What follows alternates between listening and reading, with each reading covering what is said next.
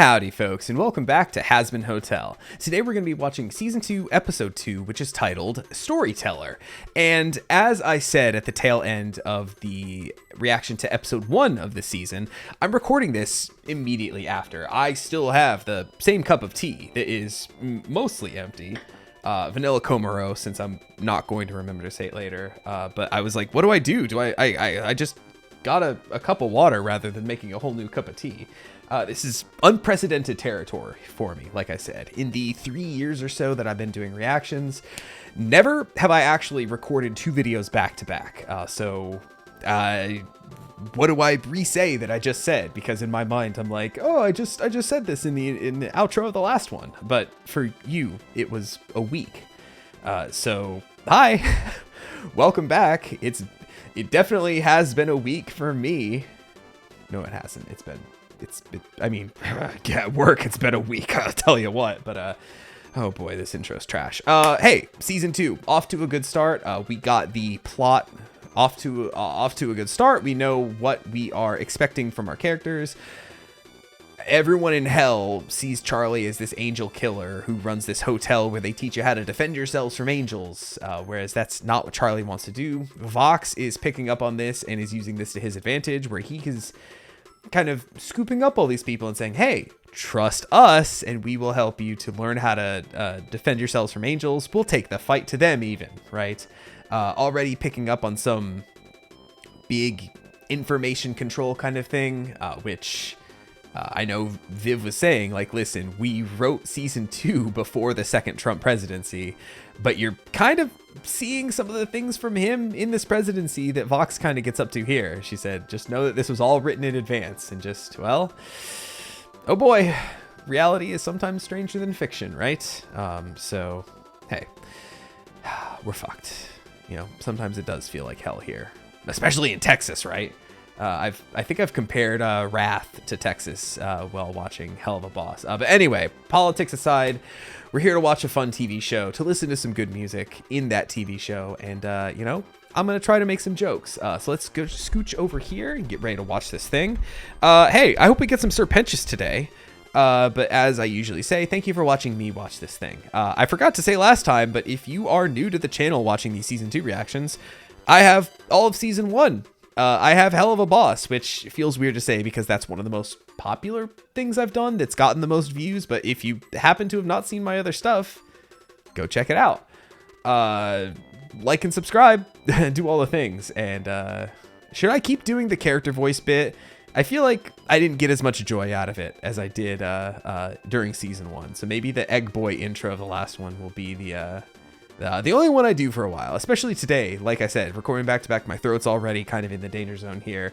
So just pretend I said something in Alistair's voice. The microphone I was using to do the little radio voice I did, I essentially had this old like headset microphone that I just held up to my mouth, and I was basically just doing this to do an Alistair voice. So if that turned out, like, hey, subscribe to the Patreon over at patreon.com/HeyTallman.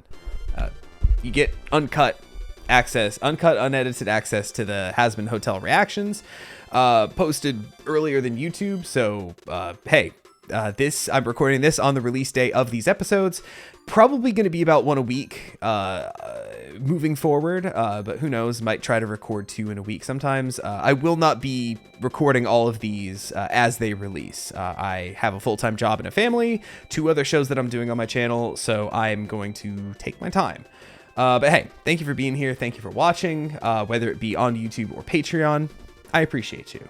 And now, much shorter intro than last time. Let us get started with Hazbin Hotel Season 2, Episode 2, Storyteller. Starting up in 3, 2, 1, go. Well, this is quite the warm welcome. Yeah, he's like in chain. Yep, scrutinized by everybody. The little, it's like a reverse panopticon, basically. Hi, Loot. To go down and talk to Charlie. What if hell wants vengeance on us now? I mean, some do. A sinner has made it to heaven. How is this possible? We trusted your word that this could never happen. It can't. Oh. You, demon, how did you get here? I don't... How did you get here? You had to have forced your way in. Adam killed him. Peter, did you let him in? Oh, and there's Abel too. I did not let him in. We both saw it. Yeah? He assented. He was. He popped up right in front of you. Don't say it, Emily. Because if you say it, that kind of makes it true, right? You have to accept it. We need answers. We don't need answers. We need action. He killed Adam. That's an act. Loot goes down and kills him. He just pops up right next to where he was. Oh, that hurt. Please stop. With all due respect, Seraphim, I was right about them. And his kind should all be dead. And I will make that happen. Just let me. Hi, can I cut in? Hi, hello. Abel Oh. here, son of Adam. Rest in peace. Oh, God, yeah, that was his dad. Shut up, Abel. Adam didn't even fucking like you. I know. Damn. Are we going to see Cain in hell? Cain probably got taken care of in an extermination long ago, huh? Tell us. How did you get here, demon? Hello? Sarah, calm yourself. What the fuck? Who are you? My dear child, please tell us your story. I love this design. I'm not much of a storyteller, you know. Oh, there's the title drop. Who are you? I'm known as the Speaker of God. Okay. That is a wild design. I love it. My story.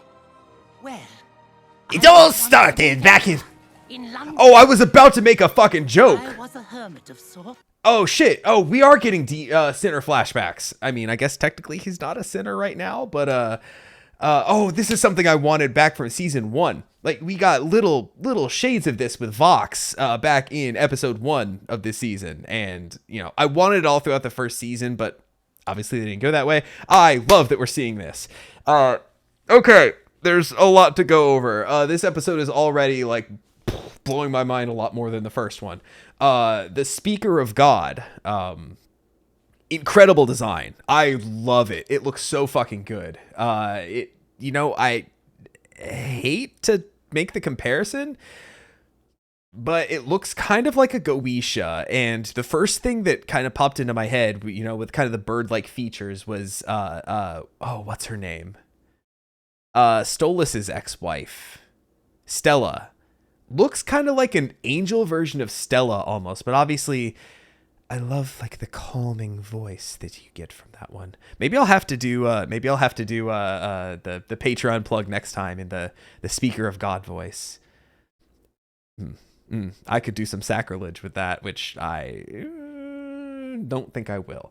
But yeah, I think they're gonna have to come to the realization that he died, right? Like just like I was saying at the end of the last one, Charlie, somebody has to realize, like, well, if he got up there, here's how he did it. If we need to follow that example, we need to, like, you know, to make the cult leader comparison, since Vox brought it up in the first one, some people need to die, basically.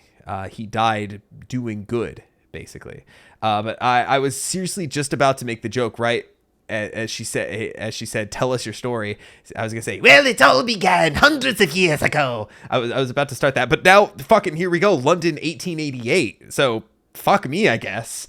Little oracle moment right before I had one. So I'm so here for this. I hope we get so many more of these this season. Holy shit, I love this. I didn't go out or socialize. I didn't have friends. I had eggs for breakfast. But I had a tendency to watch things. People in particular. But on that day, I was watching a woman wandering past my workshop. A beautiful thing. Young. So full of life. And then I saw... Jack the Ripper?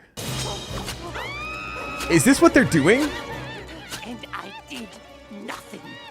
I knew who did it. And I did nothing. I could have done something. I don't know if it was fear or empathy, but Probably both. That man went on to kill 5 more women.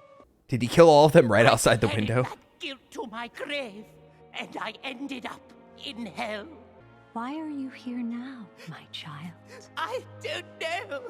I love how gentle she is, how genuine she seems. Sherry was in danger. I had to do something. This time, I would do something. Oh, wow. He The was parallels. redeemed. Thank you. Wow, Tell us like your story, my child. oh, she's my new favorite character.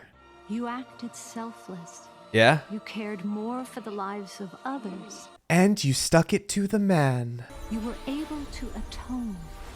You are a cleansed soul, a free soul. You have nothing left to fear here. What if the big twist of the season and it's not hell, it's just purgatory? Heaven welcomes you, Pendleton. Oh, I don't use that name anymore. You can call me Sir Pentious, Your Highness. Oh, I get it now. That is so clever. Like a serpent. Yeah, it took me a while to get that too, actually. I thought Pentious was more like a pentagram thing. And it took me far too long to realize, oh, serpent. We cannot fall for his lies. I sense no lies. As head of Heaven's exorcist army, As what? as head Oh. of... Hey, Loot. Sorry to interrupt, but I think I'm actually the new head of the... Yeah, I was gonna say. What? Abel I is did say that our earlier, son. actually. He inherited it.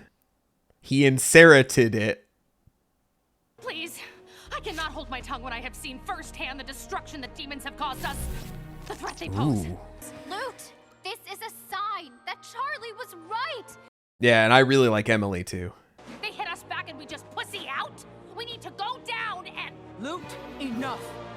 Yeah, and I love the angelic forms with all the eyes, too. This changes things. It changes nothing. Some I mean, slimy fucker tricks fate into allowing him here. It means nothing. I mean, is it really a trick of fate if it's heaven? Heaven seems to be above tricks of fate. This Sir Pentious is here now, and so he is a soul in our care. Emily, please take him. Tend to him. Become his best friend. I told you guys I didn't let him in. I watched the gate, like, really well. Who's watching it now? Please, Seraphim. I already spoke to Lilith. Lilith, Yes. Please. you had no authority. I... You are no longer in charge, and you will remain the lieutenant. Yeah. Ooh. Report to Abel, or it will be seen as treason. I really like where this storyline's headed. I'll pause here because even then, that little end scene where she spoke with Lilith kind of made me think that maybe her devotion to Adam was just kind of a front, as she was like, Lilith, I did it, he's dead, or something like that. It kind of seemed like this job that I had is finally done. This infiltration, I've gained his trust after all this time. But she seems to be pretty damn ride or die. I mean, granted, we know she was dedicated to the cause, and I guess this would technically be the biggest way for her to continue on with that, to kind of keep the exterminations going and seek revenge. Oh, it was already just 6 months until we went back, but now not just an angel is dead, Adam is dead. We need to go back down there and wipe them all out now, right? Because that's what she's about. Yeah, I'm glad we're getting more of the heaven. I'm glad they have an actual storyline in this season as opposed to being like the villains. I do think it's really funny that Abel inherited his dad's mask, but he's like, he kind of has the same like aloofness, but not as malicious with it. Like he just seems like a goofy, chill dude. I do like Abel so far, and I know that he is voiced by Patrick Stump. I'm excited to hear Abel sing, even though I hate Fall Out Boy. They're like one of my least favorite bands of all time. I've been a Fall Out Boy hater since I was in high school, since like 2006 probably. I have not been a fan. Thus, my favorite work of Patrick Stump so far is the Spidey and his Amazing Spider Friends theme song. Hey, that one's kind of a banger. They'll use their best detective skills. That's him, right? That's Patrick Stump. I'm not just making that up. But anyway, I'm kind of loving the fact that we seemingly are not getting any hell in this one. But I'm also worried because this season is 8 episodes long. And the fact that we're dedicating a full episode, seemingly, I mean, we're not even halfway done with it yet, but seemingly dedicating like a full episode to heaven stuff is a lot. A big chunk of season, regardless. The fact that we haven't cut away at all to any kind of a B plot. I mean, we we could. I don't know. Like I said, we're not even halfway done, but just that was a huge chunk of episode dedicated to just heaven. But I really like the new characters. It's always weird, especially like these characters that we've known since the pilot are kind of like this core cast. Now in season 2, we're adding like new ones. So it's, and granted, I know we added like new characters in season 1 of the show that weren't in the pilot, but you know, with the kind of core cast established, it's hard to add new characters and make us like them. But legitimately, the Speaker of God is one of my favorite characters in the whole fucking show at this point. I love her. Like, she's what you think of when you think of heaven. Her voice is so soothing and calming and seems to genuinely have this goodness about her. And as flawed as a lot of these characters in heaven are, Sarah with kind of the morally gray decision-making, Lute with her, like, bloodlust, basically, you know, even Abel with his kind of aloofness, Peter with his self-importance, the Speaker of God, just with this voice that just makes you calm and happy, right? Oh, she's so good. And I wonder if we're finally going to get a voice for Lilith too, since I see her right here. I know this is a really long pause, but that was a lot right there. So I just had to get my thoughts out. So far this episode is surpassing the first one. I'm glad I watched these two kind of back to back. This one's a good one. It's Adam. Sup? I'm in hell. Yeah. Ooh. Hold on. I gotta go check that phone. Just out of desperation, I click the rewind 10 seconds button. I just want to see. Okay. Charlie, missed calls 38. Lucifer, missed calls 687. Charlie, hi mom, hope you're okay. So I'm starting this hotel. Lucifer, hi honey. So nice. 725 missed calls. Also, I see the apples up top.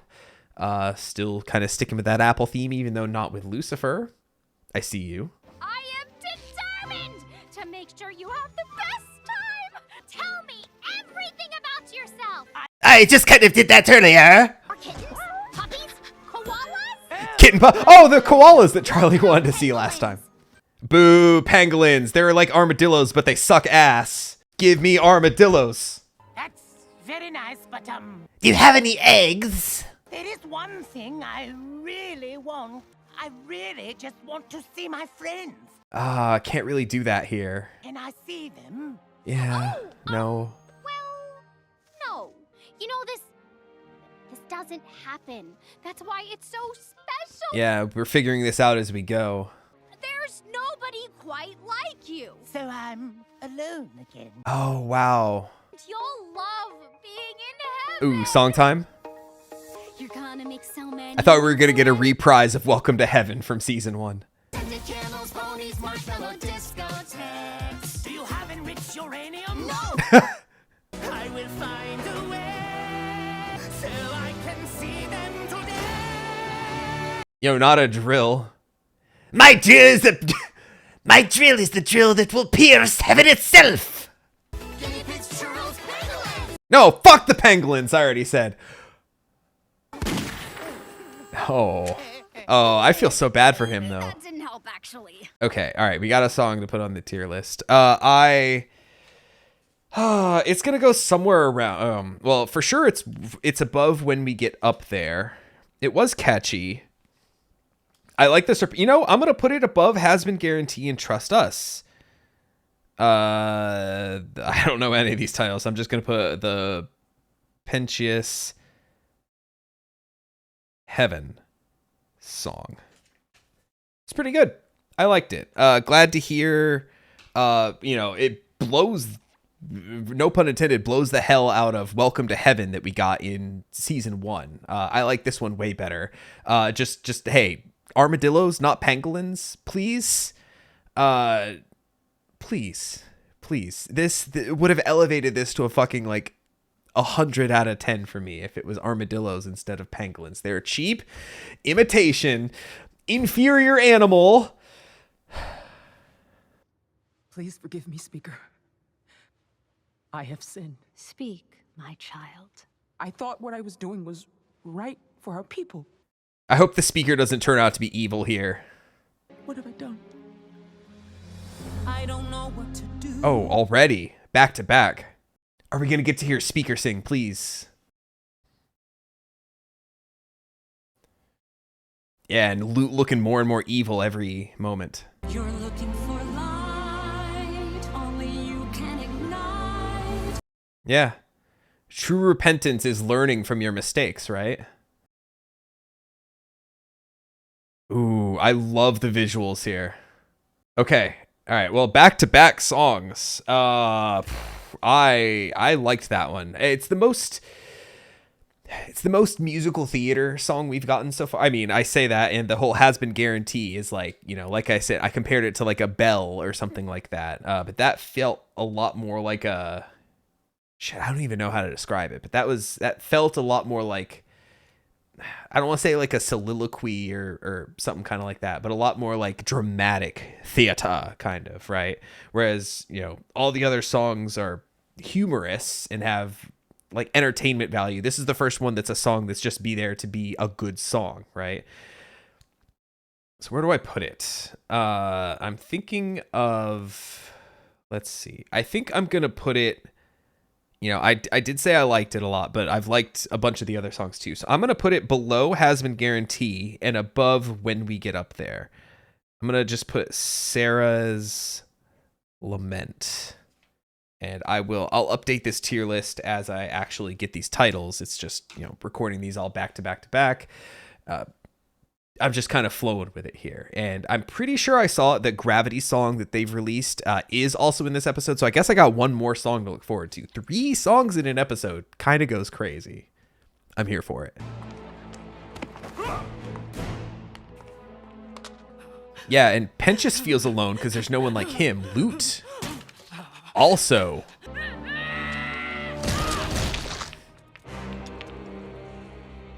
Wow, someone's menstruating. Oh. Adam? Oh, are you just seeing things now at this You're point? alive? Oh, now, I'm in your head, you crazy bitch. He's talking to us, the fans. Say hi to my son for me, I guess.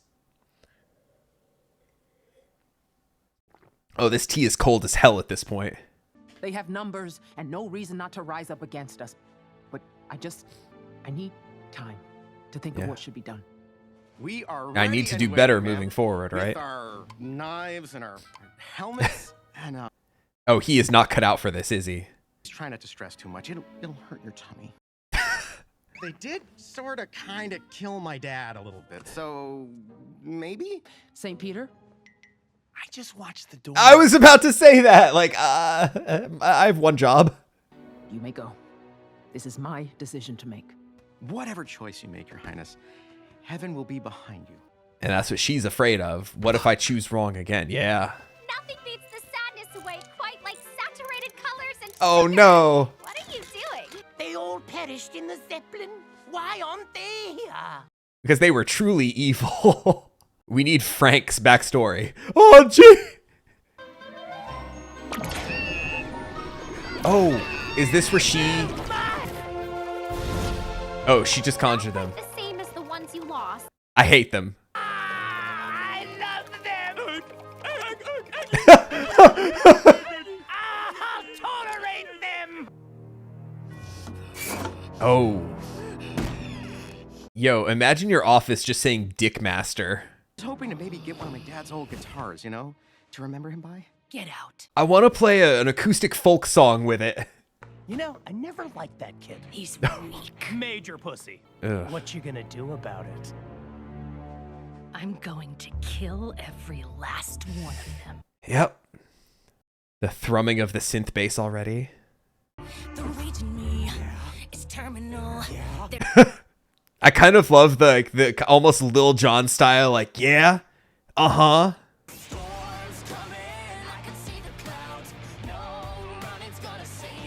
Oh, this one's a banger. Oh, this fucking whips ass. Oh god, she looks so evil. Abel is still just like in the corner, like listening to all this. He's like, I was serious about the guitar. Oh, that camera move there. Oh, this is awesome. I'm glad I haven't listened to this, so I get to experience it here in the episode. Banger. Absolute fucking banger. Top of the list. Easy. Easy, easy. I don't even need a fucking pause there to think about it. So good. Little office. This is perfect. Thank you, Emily. Welcome to heaven, Sir Pentious. I hope you like it here eventually. Due to some recent concerns over Hell's rising tensions, it has been decided for everyone's safety that heaven will be closed off from any other realms.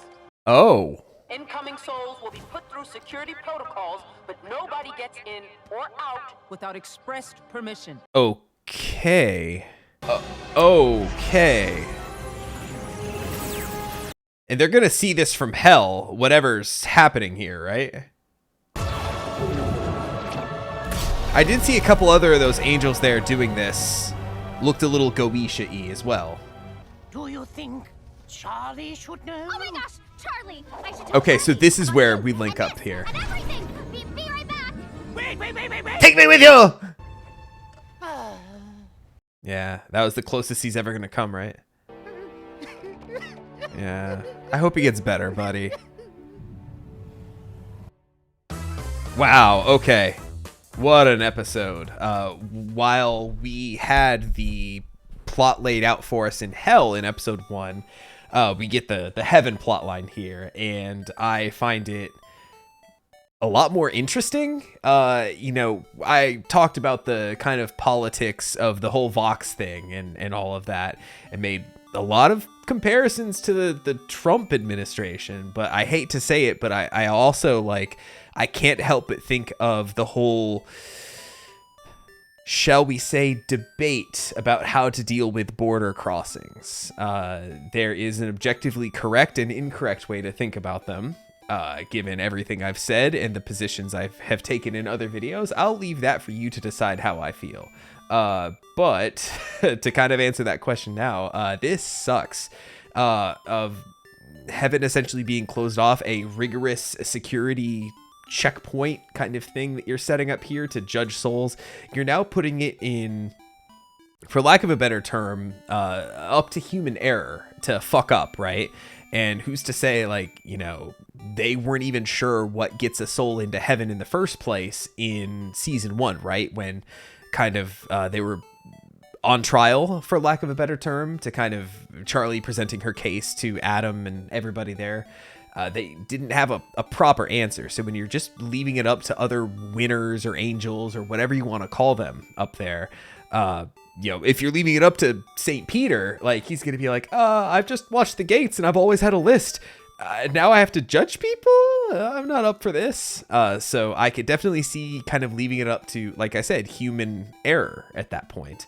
And you might see an influx of people wrongly sent to hell, wrongly deported to other countries they're not even from, with no trial or due process, to kind of once again give hints as to how I feel and believe, that could create greater resentment in hell, right?